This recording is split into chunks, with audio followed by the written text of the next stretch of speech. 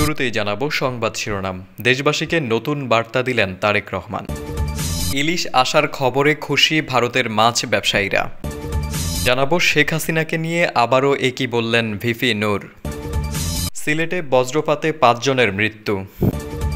মানুষের ভাগ্য পরিবর্তনে শুধু সংস্কারে থেমে থাকলেই চলবে না জানিয়ে বিএনপির ভারপ্রাপ্ত চেয়ারম্যান তারেক রহমান বলেন, অর্থনৈতিক মুক্তিও অর্জন করতে হবে।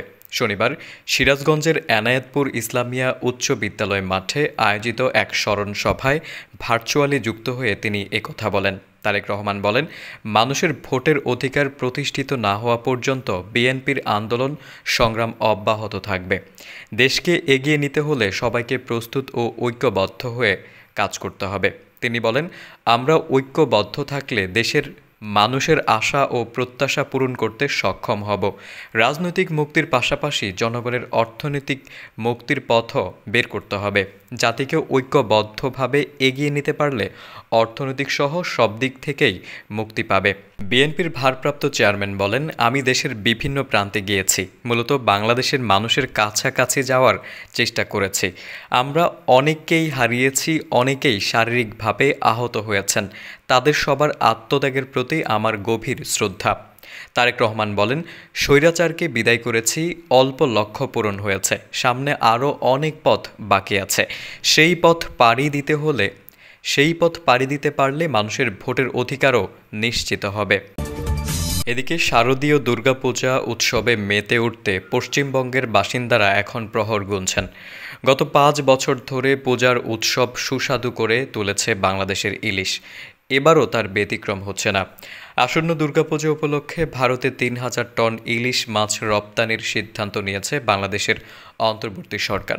সব ঠিক থাকলে আগামী ২৬ সেপ্টেম্বর থেকে পশ্চিমবঙ্গে আসা শুরু করবে বাংলাদেশের রূপালী ইলিশ।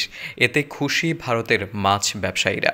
শনিবার ভারতের ফিশ ইম্পোর্টার্স অ্যাসোসিয়েশনের সাধারণ সম্পাদক সৈয়দ আনোয়ার মাকসুদ বলেছেন, প্রত্যেক বছরের মতো এই বছরও বাংলাদেশ সরকারকে আবেদন করেছিলাম পূজা উপলক্ষে আমাদের যেন ইলিশ মাছ দেয়, কিন্তু তারপর থেকে আমরা অনেক হতাশজনক খবর পাচ্ছিলাম।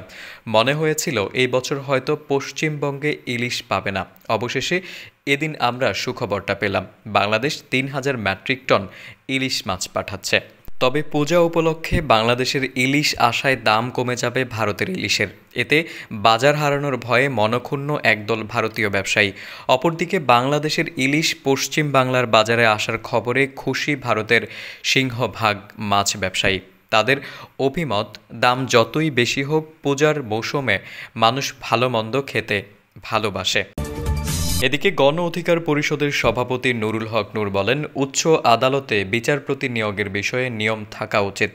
আদালতে আইন মন্ত্রণালয়ের আইন করা উচিত নয়। বিচার বিভাগের পূর্ণাঙ্গ স্বাধীনতার যে কথা আমরা বলি তা নিশ্চিত করতে হবে। বিপ্লবের পর বিভিন্ন দেশে সংবিধান পরিবর্তন করা হয়। বাংলাদেশের যে সংবিধান তা মানুষের মৌলিক অধিকার সুরক্ষা দিতে পারেনি, তাই নতুন করে সংবিধান পরিবর্তন করলে আমাদের আপত্তি নেই। স্বাধীনতার ৫৩ বছরে আমরা বাংলাদেশকে নতুন করে গড়ার সুযোগ পেয়েছি। এখন সময় এসেছে দেশকে সংস্কার করার। বিভিন্ন সময় দেশের মানুষ জীবন দিয়েছে, কিন্তু দেশের গুণগত পরিবর্তন হয়নি। এই জাতি তো বারবার জীবন দেবে না, তাই এখন সময়কে কাজে লাগাতে হবে। জেলায় জেলায় নিরপেক্ষ লোককে পাবলিক প্রসিকিউটর হিসেবে নিয়োগ দিতে হবে। শনিবার বিকেলে জাতীয় প্রেস ক্লাবের আব্দুস সালাম হলে গণ অধিকার পরিষদের ভ্রাতৃপ্রতিম সংগঠনের বাংলাদেশ আইনজীবী গণ অধিকার পরিষদের আয়োজনে রাষ্ট্র সংস্কারে আইনজীবীদের ভূমিকা শীর্ষক আলোচনা সভায় এসব কথা বলেন। সভায় আইনজীবী গণ অধিকার পরিষদের নতুন কমিটি ঘোষণা করা হয়। নূর বলেন, ২০১৮ সালে আমরা কোটা আন্দোলন করেছি, চাইলে আমরা চাকরিতে ঢুকে যেতে পারতাম।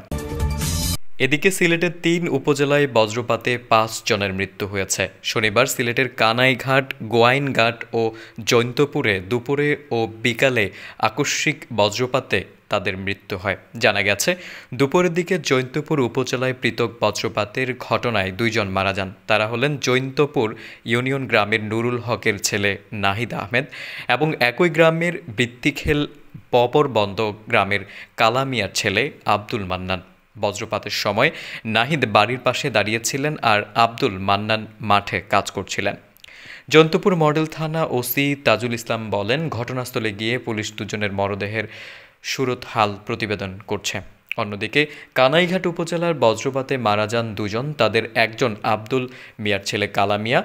মারা যাওয়ার অপর ব্যক্তি কানাইঘাট পৌরসভার বাসিন্দা, তার নাম নূর উদ্দিন এবং তিনি ওই এলাকার তোতা মিয়ার ছেলে। নিহত দুজনই বাসার বাহিরে কাজ করছিলেন। একই দিনে বজ্রপাতে মারা যান গোয়াইনঘাটের রাজ্জাক মিয়ার স্ত্রী রুকসানা বেগম। কানাইঘাট থানার ওসি জাহাঙ্গীর হোসেন সর্দার বজ্রপাতে দুজনের মৃত্যুর খবরটি নিশ্চিত করেছেন।